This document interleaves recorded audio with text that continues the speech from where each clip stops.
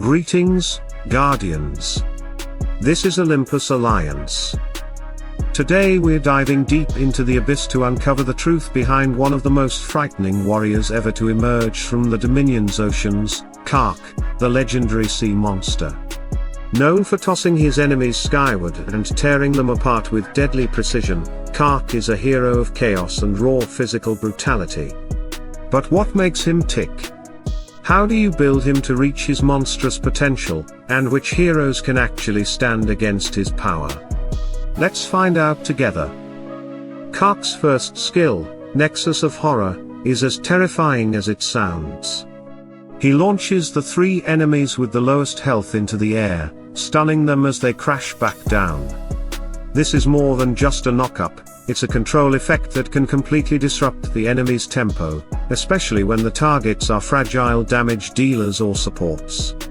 Once those heroes are airborne, they're easy prey. The synergy here is incredible with Faceless, whose power throw can chain right into Karkh's chaos. Together, they keep the enemy suspended and helpless, turning every stun into an opportunity for your team to rip through the opposition. Then comes Negator of Laws, Karkh's defensive trump card. He opens a rift that blocks incoming physical attacks for 8 seconds and fuels himself with energy for every strike avoided. Against teams built around physical damage, this makes him nearly unstoppable, not just surviving, but charging his skills faster and faster. Pair him with Octavia or Dante and you'll see the magic happen. Their dodge buffs stack beautifully with Karkh's defensive rhythm, making him harder to hit and giving him even more opportunities to counterattack with overwhelming force. But the real nightmare begins with his third skill, Deadly Tendrils. Every enemy launched into the air by Karkh, or by his allies, becomes his target.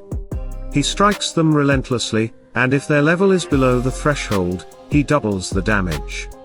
It's brutal, it's fast, and it's devastating. Kai's whirlwinds or Faceless copying Karkh's knock-up make this effect even deadlier. Throw Jet into the mix with his inordinate fury, and suddenly the battlefield becomes a death trap. It's the perfect storm of control and punishment, where enemies barely touch the ground before being destroyed. And then there's survival factor, Karkh's fourth skill, which ties it all together. Every time he hits an airborne enemy, he heals himself for a portion of the damage dealt. For a hero notorious for his low health pool, this sustain is a lifesaver. Morrigan adds another layer of protection here, spreading damage across her skeletons and bolstering Karkh with armor and magic defense. Together, they form a wall of endurance, giving Karkh just enough time to keep shredding enemies until nothing is left. So how do you build this monster correctly? Karkh is a warrior from the Way of Eternity, standing at the front line, but his survivability depends entirely on the right stats. Focus his rank items on armor penetration and agility to maximize his damage. Violet levels with the Siege Crossbow or Morinner's Glaive, followed by orange ranks with Unity of Extremes and Song of the Valkyries, give him exactly the offensive punch he needs. Don't over-invest in defensive rank items too early. Karkh lives and dies by his ability to deal damage before he's taken down. For skins, armor penetration comes first and foremost. This is his bread and butter. Double down on it, because breaking through armor is what allows Karkh to land those lethal hits. After that, agility from his default skin offers a balanced boost of damage and durability. Then physical attack to raise his basic strikes and deadly tendrils to frightening levels. Armor and magic defense skins follow, with armor taking slight priority to cover his biggest vulnerability against physical lineups. If he ever receives another armor penetration or physical attack skin in the future, those will instantly become top priority. Glyphs follow a similar story. Armor penetration comes first, health second to patch up his frailty, then physical attack to sharpen his strikes.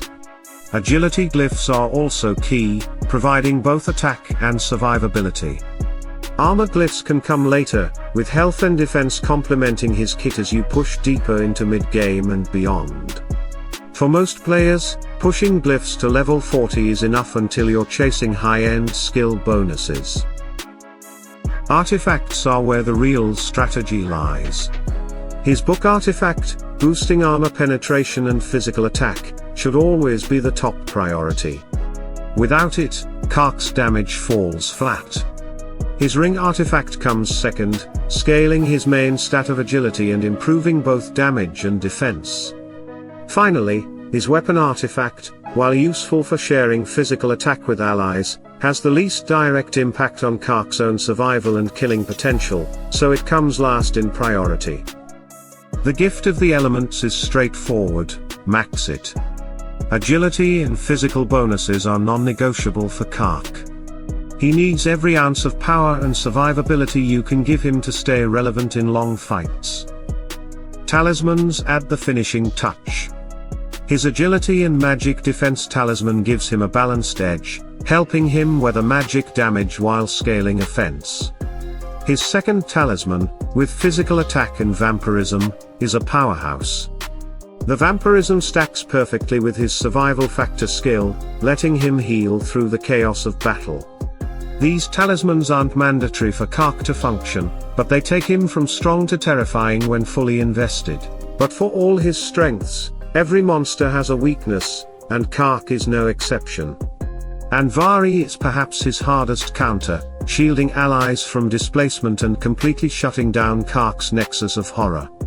Without airborne enemies, Karkh loses both damage and healing, making him far less effective.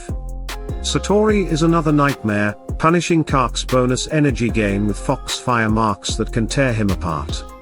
Celeste flips his sustain into a liability by turning his healing into raw magic damage. Arachne's teleport skill can single him out if he's the lowest health target, deleting him in an instant. And Mushy and Shroom, with their mycelium decoys, can soak up his control effects and leave him wasting precious casts. So where does all this leave us? Karkh is a hero of extremes. Build him right, and he becomes a storm of stuns, damage, and healing, tearing through unprepared teams. But play him wrong, or face the wrong counters, and his fragility will betray him. He's a high-risk, high-reward warrior who rewards precise team building and punishes sloppy opponents. And that's it for today, Guardians. Karkh, the sea monster of eternity, remains one of the most thrilling heroes to field when built with care. What do you think about him? Do you still run Karkh in your lineups, or do you think his counters keep him from shining in the current meta? Drop your thoughts in the comments below, and let's discuss. Stay tuned, stay sharp, and as always, salute and friendship.